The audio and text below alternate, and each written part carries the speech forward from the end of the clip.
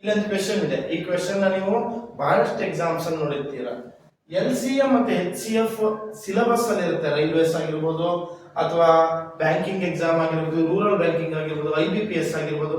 So ಬಹಳಷ್ಟು exam ಅಲ್ಲಿ ಈ ತರ ಕ್ವೆಶ್ಚನ್ ನೋಡಿರ್ತಾರೆ. LCM ಮತ್ತೆ HCF ಬೇಸ್ಡ್ ಆಗಿರೋ ಕ್ವೆಶ್ಚನ್. ಸೊ ಕ್ವೆಶ್ಚನ್ ಏನಿದೆ ಫಸ್ಟ್ ನೋಡೋಣ. If the sum of LCM and HCF is 396. LCM ನ L ಅಂತ ಕರೀರಿ, HCF ನ H ಅಂತ ಕರೀರಿ.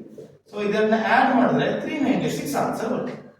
And the difference between them is 324. L minus H ಮಾಡಿಬಿಟ್ರೆ 324 ಬರುತ್ತೆ ಅಂದ್ಯಾ. ಫಸ್ಟ್ ನಂಬರ್ ಕೊಡ್ತಾರೆ 72, ಸೆಕೆಂಡ್ ನಂಬರ್ ನಾವೀಗ ಫೈಂಡ್ ಮಾಡೋಣ. ಸೊ ಇದೇ ಇಕ್ವೇಶನ್ ಆಡ್ ಮಾಡೋಣ.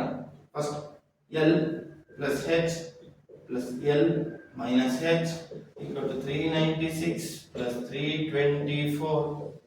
So plus H minus H get cancels. L plus L add ಆಗುತ್ತೆ 2L ಆಗುತ್ತೆ. ಸರಿನಾ? So now we will add these numbers. 720. L equal to 720 divided by 2, 366. ಇಲ್ಲಿ ಇರಟ್ಟು denominator ಬಂತು. So 360 ಸಿಕ್ತು. ಈ ಈಕ್ವೇಶನ್ ಗೆ ಹಾಕೋಣ. L plus H equal to 396. So L equal to H equal to 396. ಈ L ಈ ಕಡೆ ಬಂದ್ರೆ ಮೈನಸ್ ಆಗುತ್ತೆ. L ವ್ಯಾಲ್ಯೂ ಎಷ್ಟು? 360. H equal to 36. LCM ಸಿಕ್ತು, HCF ಸಿಕ್ತು. ಫಸ್ಟ್ ನಂಬರ್ ಇದೆ. ಸೆಕೆಂಡ್ ನಂಬರ್ ಹೆಂಗ್ ಕಂಡುಹಿಡಿಯೋದು ಈಗ? Find the second number in the question ಅಲ್ವಾ? ಸೊ ಸೆಕೆಂಡ್ ನಂಬರ್ ಕಂಡುಹಿಡಿಯಕ್ಕೆ L into H equal to first number into second number.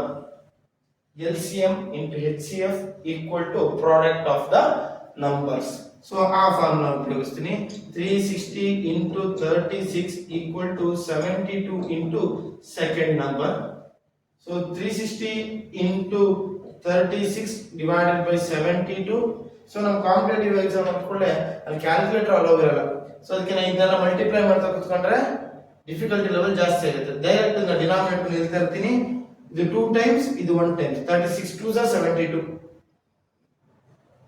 360 divided by 2 ಮಾಡಿದ್ರೆ ಇದು 1 ಬರುತ್ತೆ, ಇದು 180 ಬರುತ್ತೆ. 360 by 2 180. The second number will be 180.